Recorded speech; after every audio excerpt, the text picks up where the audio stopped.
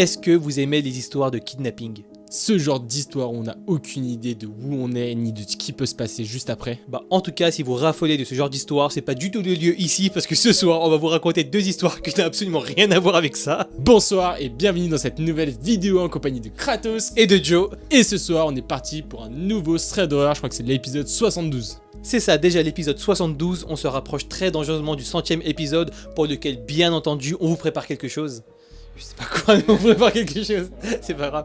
Désolé pour les petits trolls en intro, parfois on aime bien rire, on aime bien vous troller, vous le savez, vous nous connaissez un peu plus. D'ailleurs, si vous voulez nous connaître encore un petit peu plus, n'hésitez pas à nous rejoindre sur les réseaux sociaux, donc que ce soit Instagram, TikTok ou même Facebook pour les plus vertueux d'entre vous, ne savent rien dire vertu. Ouais, c'est pas grave, ça va être dans la vidéo. Bref, au programme ce soir, deux histoires qui sont plutôt longues et qui ont des mécanismes qui se ressemblent un petit peu sur certains aspects. Bref, vous allez voir, la deuxième histoire même est assez choquante et a un dénouement qui est plutôt rare dans un thread d'horreur. Mais bref, ce soir, on va pas vous faire attendre plus que ça, n'hésitez pas à vous abonner si ce n'est pas déjà le cas. On est plus de 15 000, c'est vraiment un truc de ouf et nous, on est parti pour la première histoire.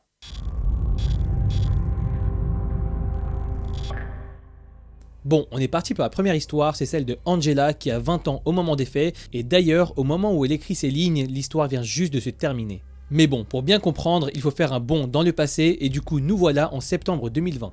À ce moment, elle vient juste de commencer ses études supérieures en Auvergne, et elle a un appartement étudiant au 3e étage. Petite particularité, normalement dans les logements étudiants, il y a énormément de chambres, mais à son étage, en l'occurrence, il n'y en avait que deux, donc la sienne et celle d'un autre gars. Mais bon, on sait pas trop si vous vous souvenez, mais à cette époque, il y avait un petit événement qui s'appelle le confinement qui est survenu, et du coup son voisin de palier était retourné chez ses parents, ce qui fait qu'elle était toute seule à l'étage. Bref, pendant quelques mois, tout se passe très bien, elle vit sa meilleure vie d'étudiante qui est complètement banale, elle sort souvent, elle bosse ses cours, bref, tout se passe très bien, rien à signaler pendant quelques mois, et nous voilà maintenant en février 2021. À cette époque, c'est un petit peu la période des vacances d'hiver, et du coup elle fait beaucoup de soirées, en tout cas elle le fait pas chez elle parce que c'est beaucoup trop petit, et pour ça elle se rend très souvent chez sa meilleure amie. Et un soir, alors que la fête battait son plein chez son amie, vers minuit, il va se passer quelque chose alors qu'elle était sur le point de rentrer chez elle. Angela s'est complètement éclatée, c'était vraiment une super soirée, elle a environ 10 minutes de marche pour rentrer chez elle et elle est en chemin pour revenir chez elle, le sourire sur le visage parce que vraiment tout s'était trop bien passé. De bonne humeur, elle décide de prendre son portable, de faire un petit FaceTime avec son copain pour lui raconter comment s'était passée la soirée parce qu'elle avait envie de partager tout ça avec lui. Sauf que très rapidement, elle va se rendre compte qu'elle n'est pas toute seule dans la rue et elle a même l'impression qu'elle est en train de se faire suivre. Malheureusement, c'est un peu triste à dire, mais Angela nous avoue que ça la surprend pas beaucoup parce que ça lui arrive très souvent et du coup elle n'est pas plus paniquée que ça, elle va simplement accélérer la cadence de sa marche pour semer cette personne au cas où. Pour se rassurer, toujours en FaceTime avec son copain, elle va changer très souvent de trottoir, elle va accélérer la cadence, elle va prendre des rues un petit peu au hasard et elle va crier haut et fort qu'elle se rend chez son copain juste au cas où pour dissuader la personne qui la suivait au cas où elle lui voulait du mal. Et d'ailleurs, ça va super bien marcher en fait parce qu'elle va rentrer chez elle, elle ne va plus trop y penser, c'était simplement une soirée banale avec une fin qui était un petit peu chiante, mais bon, ça la choque pas plus que ça. Mais malheureusement, ce sentiment de sécurité va très vite s'estomper le lendemain de la journée. Ce jour-là, Angela est chez elle et elle a envie de se fumer une cigarette, du coup elle va à sa fenêtre et en allume une, et d'ailleurs pour les plus jeunes qui nous regardent, ne faites pas ça, c'est vraiment pas cool. Et en fait, pareillement pour la suite, ne faites pas ça chez vous parce qu'elle va apercevoir en fait du haut de sa fenêtre qu'il y a quelqu'un dans la cour intérieure qui est clairement en train de fumer des substances illicites. Le gars qui fait ça est en fait situé dans la cour intérieure et clairement ça la dérange pas plus que ça Angela qui a peut-être l'habitude de voir des personnes qui font ça assez régulièrement et d'ailleurs le gars n'a même pas vraiment l'air de la calculer. Mais bon, en le scrutant un peu plus et en accentuant un peu le regard sur lui, elle va se rendre compte qu'il y a quelque chose de bizarre, un feeling un peu étrange, elle a vraiment l'impression d'avoir déjà vu cette personne, même si elle est catégorique, elle est sûre qu'il n'habite pas dans la résidence. Bon, après sa pause, elle ne va pas y repenser, c'était pas non plus ultra bizarre, ça pouvait arriver de croiser des personnes qu'on ne connaît pas, et du coup elle va faire comme si de rien n'était. Sauf qu'elle va se rendre compte que cette personne en fait vient de plus en plus régulièrement, et même qu'elle vient tous les jours, au même endroit, en train de fumer les mêmes choses, et là clairement ça commence à devenir vraiment bizarre parce qu'avant ça elle ne l'avait jamais vu. Bon, jusque là, elle nous l'a dit à plusieurs reprises, ça ne l'inquiétait pas plus que ça, vraiment, c'était juste une personne qui était un petit peu chelou, qui était un petit peu loin d'elle, sauf que cette peur, elle va commencer à grandir vraiment drastiquement un soir alors qu'elle se dirigeait vers sa fenêtre. Ce soir-là, toutes les lumières de chez Angela sont éteintes et elle est donc sûre que personne ne peut voir ce qui se passe à l'intérieur de chez elle et lorsqu'elle se dirige vers la fenêtre, elle voit qu'il y a toujours le gars dans la cour qui clairement est en train de fixer en sa direction. Bon, clairement, c'est vraiment bizarre, déjà que cette personne lui disait quelque chose, qu'elle vient de plus en plus fréquemment, et en plus elle se met à fixer à sa fenêtre. Bref, c'est normal, mais Angela commence à prendre un petit peu peur, elle s'empresse de fermer sa fenêtre le plus vite possible, et elle va directement au lit, et clairement, elle ne va pas passer une bonne nuit. Il est environ minuit, Angela arrête pas de se retourner dans son lit parce qu'elle n'arrive pas à trouver le sommeil et là elle commence à entendre en fait dans le couloir des bruits de pas. Bon, à ce moment-là, on se dit que c'est pas vraiment très grave, on est forcément dans une résidence étudiante, donc des bruits de pas dans les couloirs, il doit y en avoir, mais rappelez-vous, elle était seule sur son palier à ce moment-là et du coup personne n'était censé venir à cet endroit. Mais Angela n'a même pas plus le temps que ça d'y penser parce que quelques secondes plus tard, son mauvais feeling va se confirmer parce que quelqu'un est en train de toquer à sa porte. Elle entend une voix masculine à travers sa porte, elle a l'impression que la personne essaie de se justifier, de se faire passer pour quelqu'un qu'elle n'est pas. Bref, elle a vraiment un super mauvais feeling et avant d'aller à la porte, elle va aller jusqu'à sa fenêtre et va voir que la personne qui était dans la cour plus tôt n'y était plus.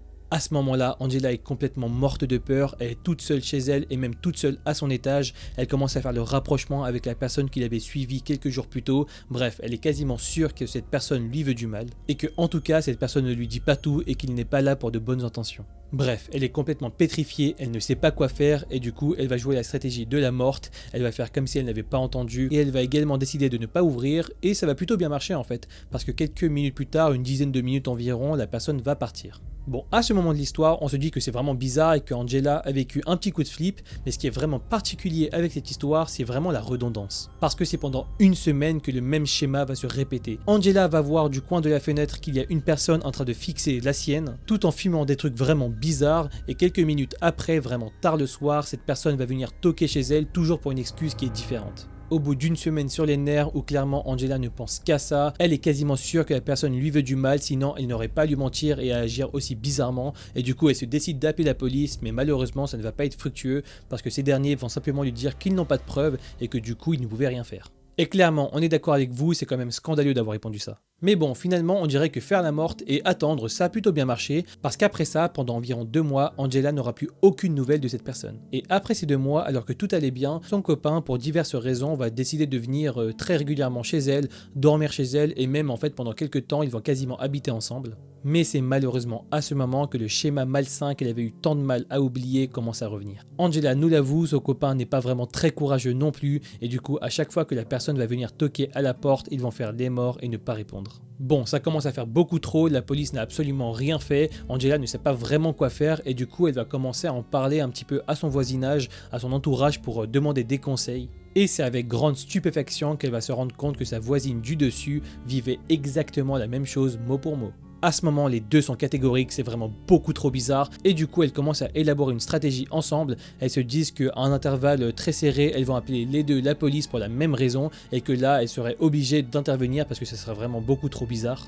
Et finalement ça va marcher, elles ont dû en arriver jusque là pour que la police se décide à venir, mais une fois qu'elle est là, elles vont directement interpeller l'individu plutôt facilement sans qu'il y ait vraiment de résistance. Mais alors que la tension retombait dans la résidence et pour Angela, c'est là qu'elle va apprendre quelque chose qui va vraiment lui glacer le sang. Parce que l'homme qui insistait tant pour rentrer chez elle avait été très régulièrement arrêté et condamné pour agression sexuelle. C'était une personne qui, comme elle l'avait deviné, consommait excessivement beaucoup de drogue et il va également avouer qu'il avait repéré Angela depuis très longtemps, qu'il la suivait très régulièrement sans qu'elle ne le sache et qu'il la trouvait très séduisante. Finalement, le gars chelou a été jugé pour ce qu'il a fait, on ne connaît pas vraiment le dénouement de l'histoire, ce qu'il a pris, etc.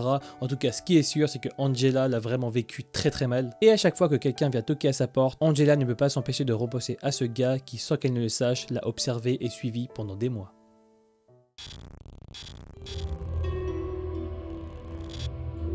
On est parti pour cette deuxième histoire, c'est l'histoire de Alice qui avait 16 ans pendant les faits, d'ailleurs elle habite au Québec, big up à tous les Québécois. À ce moment de l'histoire, elle habite avec sa mère, son beau-père et ses 2 petits frères. Et toute son histoire va commencer lorsqu'elle rencontrera son copain de l'époque qui à ce moment-là avait 23 ans. Avec du recul, elle sait très bien qu'à ce moment-là il y avait quand même une grosse différence d'âge, elle était mineure alors que lui ne l'était pas, mais pour le coup elle nous dit que ça n'a rien à voir avec son histoire. Bref, elle nous avoue qu'à ce moment-là, elle passait énormément de temps avec lui et à cette époque-là, ils s'aimaient beaucoup. D'ailleurs, elle nous dit même que c'était un petit peu son échappatoire à la vraie vie parce qu'en cours, elle se faisait énormément harceler.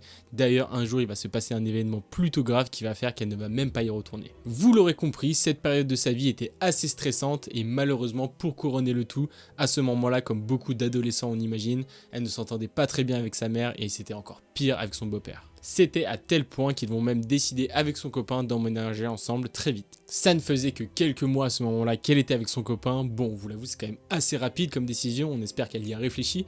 Mais bref, ils ont trouvé une annonce en or sur internet, du coup dès le lendemain où ils ont trouvé cette annonce, ils vont avoir une visite d'organiser. Ils y vont donc, ils rencontrent d'ailleurs le propriétaire qui habite juste en dessous et ensemble ils vont faire une petite visite de l'appartement. Le propriétaire va leur apprendre qu'en fait il n'est là qu'une semaine sur deux parce que pendant une semaine il est là avec la garde de ses enfants et l'autre semaine il habite chez sa copine. La visite se passe plutôt bien, le feeling passe très bien entre eux et Alice va tout de suite demander au propriétaire s'il y avait un locataire dans le 3e appartement. Le propriétaire leur apprend qu'effectivement il y en a un mais que clairement il n'y a pas de souci à se faire, il est très chill. Bref, c'est vraiment le coup de cœur pour Alice et son copain, tout de suite ils vont décider de signer et ils vont même emménager un mois après. Bon clairement ça va vite, on est d'accord. Et petit détail qu'il faut mentionner sur cet appartement, c'est que avant que Alice et son copain ne le louent, il n'y avait personne pendant 2 ans. Mais bon, la première semaine où ils emménagent, tout se passe très bien, ils vivent leur meilleure vie, mais c'est à partir de ce moment-là que quelque chose de bizarre va commencer. Au bout d'un moment, ils vont commencer à entendre de la musique très très forte juste à côté de chez eux. Bon, ce sont des choses qui peuvent arriver, mais là c'est quand même très très tard le soir. Ça venait de l'appartement du voisin qui supposément était chill, on vous le rappelle,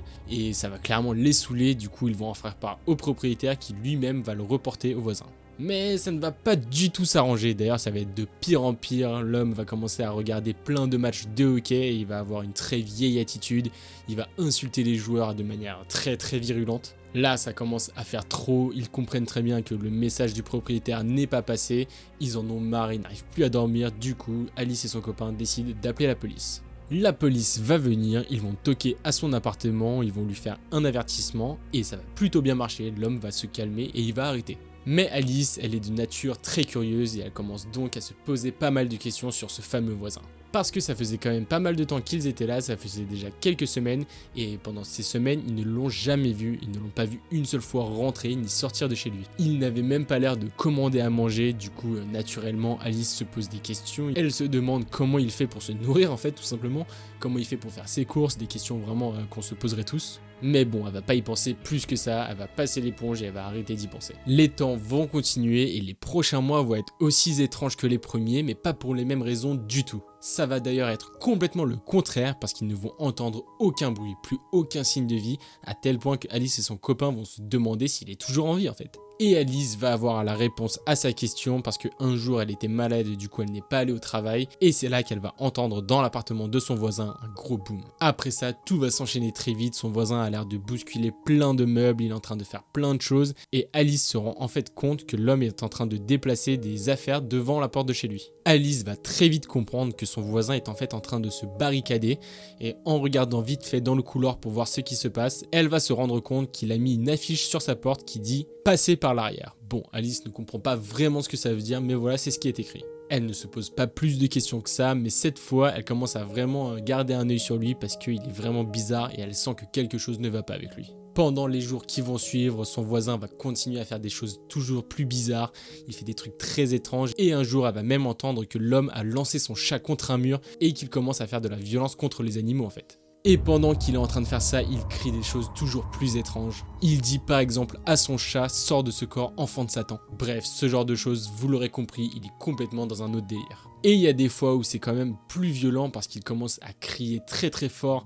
en disant que Satan avait envahi sa maison et il commence à frapper sur tous les murs de sa maison. Bien entendu, Alice et son copain ont communiqué tout ça à la police, mais encore une fois, pour la deuxième histoire, il ne va rien se passer du tout. Bref, Alice et son copain ne savent pas du tout quoi faire, du coup ils décident d'aller voir le propriétaire pour lui dire que clairement là c'est plus possible, il fait trop de bruit, et en fait le propriétaire comprend très bien, parce qu'on vous le rappelle, il habite juste à côté, et que ses enfants à lui n'arrivent même plus à dormir tellement il fait de vacarme. Le propriétaire prend donc une décision drastique, il décide de mettre à la porte ce fameux voisin en lui disant qu'il a 1 mois pour rendre les clés. Pendant ce mois, tout se passe plutôt bien, ils n'entendent plus vraiment de bruit, Alice et son copain se disent qu'ils sont sur la bonne voie et qu'ils vont enfin pouvoir reprendre une vie normale. Sauf que le lendemain du mois qui vient de s'écouler, donc le premier jour où le voisin n'est plus censé habiter dans cet appartement, Alice et son copain entendent que quelqu'un vient toquer à la porte. C'est pas à n'importe quelle heure, il est 5h du mat, ils savent très bien que c'est lui. Bien qu'il n'en a pas du tout envie, le copain d'Alice se lève, il se dirige vers la porte et il lui demande ce qu'il veut. Sans s'excuser, sans dire bonsoir, sans rien dire du tout,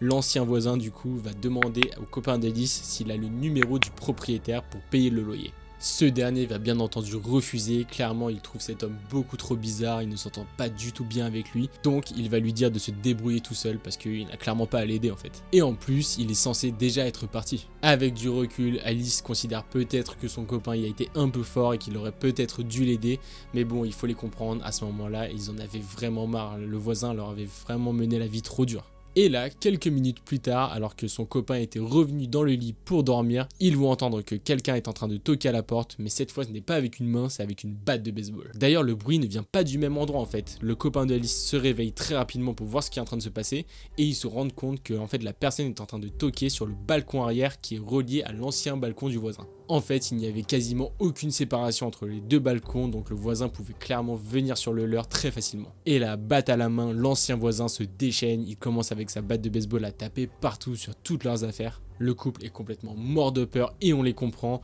ils ne savent pas du tout quoi faire, donc le premier truc qu'ils vont faire c'est appeler la police et ils vont même se cacher dans l'appartement. Ils entendent que l'homme est en train de tout fracasser et il est en train de hurler des choses complètement incohérentes, il est en train de parler de sa famille, il mélange ça avec des trucs sataniques, bref c'est vraiment trop bizarre. Et tout ça, ça se passe à 5h du mat alors que Alice est censée aller travailler à 8h. Et ils vont endurer ça pendant 2h30. Pendant tout ce temps, le couple est mort de peur, ils ne savent pas du tout quoi faire et ils ne craignent qu'une chose, c'est que l'homme arrive à rentrer dans l'appartement en pétant la vitre du balcon. Mais finalement, et enfin d'ailleurs, c'est à 7h30 que la police arrive et qu'ils arrivent à maîtriser l'homme. Tout de suite après, ils vont prendre la déposition du couple qui va leur raconter tout ce qui s'est passé cette soirée-là. Et là, Alice, qui ne perd pas le nord, va dire à la police qu'elle doit vraiment y aller en fait parce qu'elle doit bosser dans pas très longtemps. Mais en disant ça, elle sent qu'elle a un mauvais feeling, elle sent que quelque chose va lui arriver. Elle va même en faire part au policier de ce mauvais feeling, mais il va lui répondre que rien ne va lui arriver et qu'elle est saine et sauve. Malheureusement, il avait complètement tort. Parce qu'au moment où Alice se décide à sortir de chez elle,